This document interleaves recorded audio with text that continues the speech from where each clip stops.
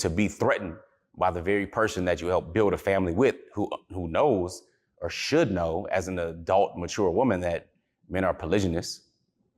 And especially if you're Muslim, you already know. Warning, viewer discretion is advised. The content, views, and educational material you are about to experience could challenge your belief, trigger strong emotions, and frankly, piss you off. This isn't for everyone. If you're not ready to confront new ideas, or if your feelings bruise easily, this might be the time to click away. Expect to be challenged, to think, and you might even want to scream at the screen. Proceed with caution, and remember, you chose to be here. Let's get it. Assalamu alaikum, peace. I'm Coach Nazir, one of the founders of Outstanding Personal Relationships, as well as one of the authors of the book, Let's Talk Polygamy Uncensored. Now, I get asked this question because we talk about best practices and we teach and we really dig into why that's so important, especially when it comes to polygyny. Well, one of the questions I recently received from one of my clients is, you know what? Should I tell my wife before or after I get married? Okay, so let her know before that he intends to get married, or let her know after. This is a very tricky topic. Now, best practices, the easy answer, the answer that we suggest is that you do it before. You have a conversation before, you have an understanding beforehand, all right? Ideally, before even getting married. However, many people, especially if it's your first marriage, you just simply want to get married as a man and you're not even thinking about polygyny, but some are. But if you know that that is your desire prior to, it's always best to always go right there so far as discussing it and what your desires may or may not be for the future. That doesn't mean you can't grow or change or develop different things, but the main part is communication and connection. Now, here's the reason we suggest doing it before. One is it allows you to be able to communicate and connect without losing trust. Trust is very, very important. It can take a lifetime to build and seconds to lose. And if you are in a healthy relationship, you should be able to communicate. If that person is your friend, yeah, we know things may be hard to hear. It may be considered painful or hurtful. But the question we have to ask as men is it harmful? There's a difference between actual harm and hurt. For example, if you want to work out, get in shape, you're going to be hurt. You're going to be hurt for the better. You're going to feel weaker before you feel stronger. That's part of the process. You go through some emotional pain and some nervousness when it comes to learning to drive. You may feel hurt that something didn't go right. You may feel hurt that you didn't pass a test or you didn't get a specific job. But that doesn't mean it was harmful. And it also shows the quality of the current relationship that you're in. So if you're married to someone and you can speak to them openly and honestly about things, even if you need to, do it at a restaurant, do it somewhere in public, or, bring it up in a certain way during a certain time, you having that ability to do so speaks volumes about the relationship and also how you value it. Now, here's the other part, and I'm going to let the women know why some men choose to wait till after. Again, best practices is to do it before to keep that level of trust, which also extends into that level of respect that men desire so much. So, bruh, when I say best practice, I'm dead serious. Most times, it is best to do beforehand. Is it required? No, but this isn't about taking the lower route or the easy path. All right, men tend to, make a path, blaze your own trail. If you want to be different, you want to practice polygyny, do it in an honorable way anyway, you're going against what the vast majority of people in society will accept, especially in the West. Okay? So if you're going to be dealing with and taking those shots, you need to start at home. So that's what I would strongly suggest. I know that it's better to do that, even though I didn't do that, because I had to deal with trust issues, even respect issues, and so on and so forth, trying to repair. So I'm not just speaking from theory. Now, to what I was saying, letting women know reasons why some men wait until after the fact.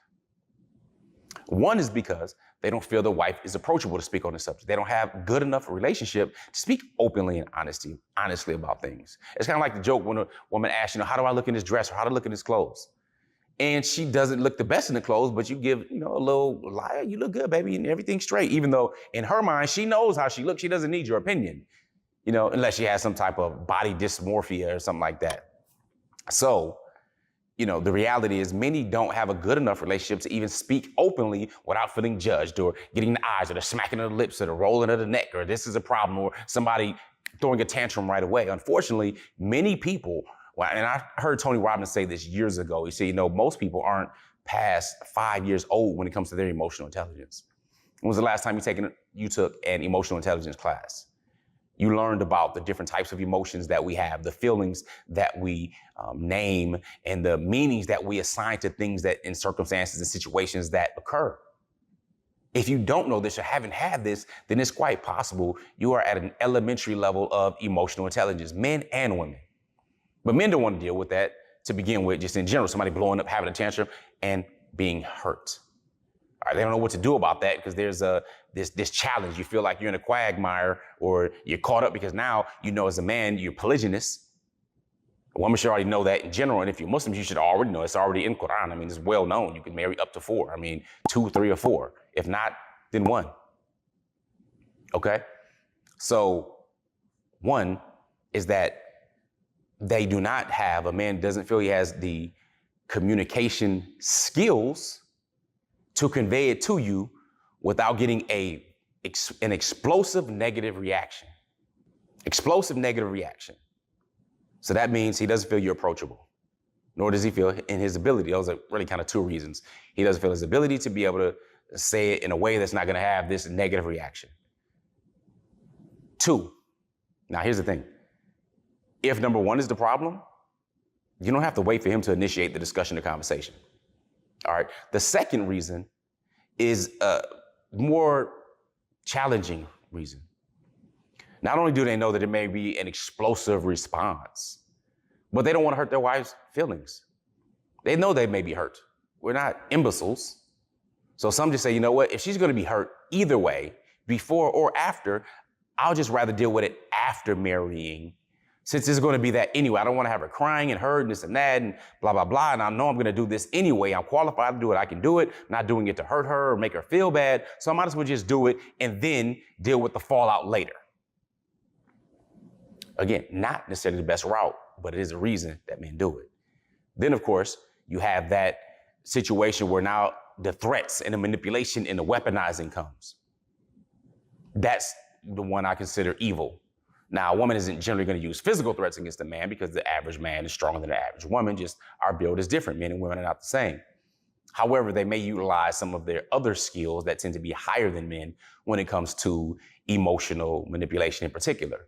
Things like threatening to take the kids and leave and do this and that and all this type of stuff where a man has built his family, he's put them first, he's worked for them and everything else. And then to be threatened by the very person that you help build a family with who knows or should know as an adult, mature woman that men are polygynous. And especially if you're Muslim, you already know. Again, these are some reasons men do it and then notify later. You may ask on the third one, well, how does that help? Well, listen, the man is saying, look, she doesn't, she's going to threaten to take the kids and stuff like that. She really doesn't understand. So I'm going to go ahead and get married. Then if she wants to threaten to do that, she's either going to have to do it or I'm going to call her bluff. Sadly, to be in that type of situation with someone that you love, that you work with, that you married and so on, to come to that position is not only not the best, it's very tricky and dangerous. These are people's lives we're dealing with. And you may be thinking, well, if it's going to cause her all that, why do it? Whose emotions are more important? Whose feelings are more important? Is the structure of the family more important? Does a man get dismissed and diminished simply because he has emotions and feelings and desires? Or is it because the person who screams the loudest and throws temper tantrums and stuff like that are her feelings and emotions and desires more important? You tell me. So that's a form of emotional manipulation. Yeah, a person could also just simply divorce and go ahead and continue on with life. That's an option as well. But this isn't that video. This video is specifically sharing with women reasons why men marry first and let their wives know later that they married. Now, that's not what we suggest at Outstanding Personal Relationships. We encourage having the conversation before, which means you have to be in a good space and position and be approachable and be able to listen and shut your mouth, use your ears in direct proportion to your mouth. All right, listen twice as much as you speak.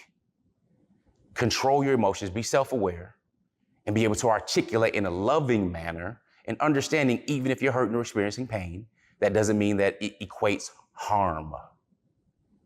All right? That's my advice to sisters. Same advice I will give to my daughters. To the brothers, this is not abusing your power, your authority, just coming in, oh, I'm a man, so this is what I'm going to say, and this is what I'm going to do. You're going to deal with it. Nah, man. That's not how you're supposed to operate. Not a man of value. Not a man who wants to build a family, show love, care, and concern to his fam. So again, it's best to do it beforehand, but there are reasons to do it after the fact. Now, with that being said, questions, comments, concerns. What I'd like you to do is let me know you support us by watching the entire video, by sharing it, subscribing, hitting the notification bell, and placing in the comments to let me know that you checked the entire video out before or after. So comment before or after in the comments and let us know what you suggest. And I'm dead serious because some women say, listen, I just want to know, okay, there's an nikah, I don't want no date, nothing else. Just let me know after it's done. Then you have some say, I'm going to talk about it before. Then you have some that say, you know what, just let me know after the fact and I'll adjust and I'll do what I have to do to cope and self-soothe. So there's no, monolith. There's no one type of woman because you have some that actually prefer that. All right. There's no 1, 2, 3. No, there may be a majority, but there's absolutely no consensus with which they can say this time is best, doing it before, during, or after, and so on and so forth. But put in the comments before or after. And if you have any questions or things you would like us to address, feel free to write that in the comments and let us know. With that being said, I'm Coach Nazir, coach that helps people get their shift together. And remember, a wish changes nothing, but a decision changes everything. So be outstanding. Assalamu alaikum. Peace.